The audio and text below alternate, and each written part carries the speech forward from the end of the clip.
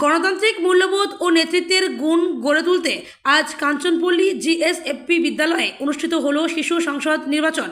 সংসদের বিভিন্ন মন্ত্রিত্বের 7টি পদের জন্য বিভিন্ন শ্রেণীর মোট 28 জন পদপ্রার্থী প্রতিদ্বন্দ্বিতা করে। ভোট উৎসবকে ঘিরে ছাত্রছাত্রীদের মধ্যে ছিল চোখে পড়ার মতো উৎসাহ ও উদ্দীপনা। নিজেদের ভোটে বন্ধুদেরই মন্ত্রী হিসেবে বেছে নেবে এই ভাবনায় পড়ুয়ারা ছিল দারুণ আনন্দিত। বিদ্যালয় কর্তৃপক্ষ জানান, ছোট বয়স থেকেই পড়ুয়াদের মধ্যে গণতান্ত্রিক চেতনা, দায়িত্ববোধ ও নেতৃত্ব দানের ক্ষমতা তৈরি করতেই এই নির্বাচন প্রক্রিয়ার আয়োজন। ব্যালটে ভোটদান, প্রার্থীদের প্রচার সবকিছুই বাস্তব নির্বাচনের আদলে করা হয়। ভোট শেষে এক খুদে ভোটার বলে, আমরা নিজেরা মন্ত্রী বানালাম, খুব মজা লাগছে। শিক্ষক শিক্ষিকারাও পড়ুয়াদের এই স্বতঃস্ফূর্ত অংশগ্রহণে খুশি।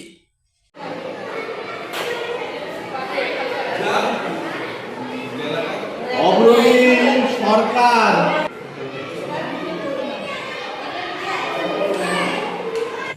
আজ আমাদের কাঞ্চনপল্লী জিএসএফপি বিদ্যালয়ে চাইল্ড ক্যাবিনেট অর্থাৎ শিশু সংসদের নির্বাচন অনুষ্ঠিত হলো।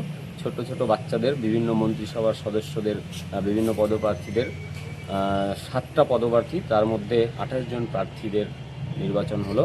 ছোট ছোট বাচ্চারা খুব উৎসাহের সঙ্গে ভোট দিল। যেহেতু কিছুদিন আগে আমাদের বিধানসভা ভোট হয়ে গেল আমাদের রাজ্যে, তো ছাত্রছাত্রীদের ভোট নিয়ে একটা ওদের মধ্যে একটা আলোচনা, মানে একটা উৎসাহের ব্যাপার ছিল।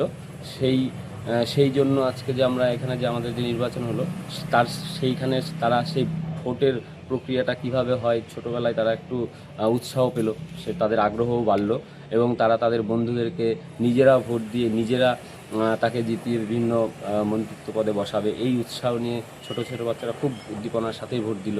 এই ছোট বয়সে এর মাধ্যমে ওদের যে নেতৃত্ব দেওয়ার একটা চিন্তাভাবনা গড়ে উঠবে, তো এই জন্য এই শিশু সংসদ নির্বাচন করা হলো।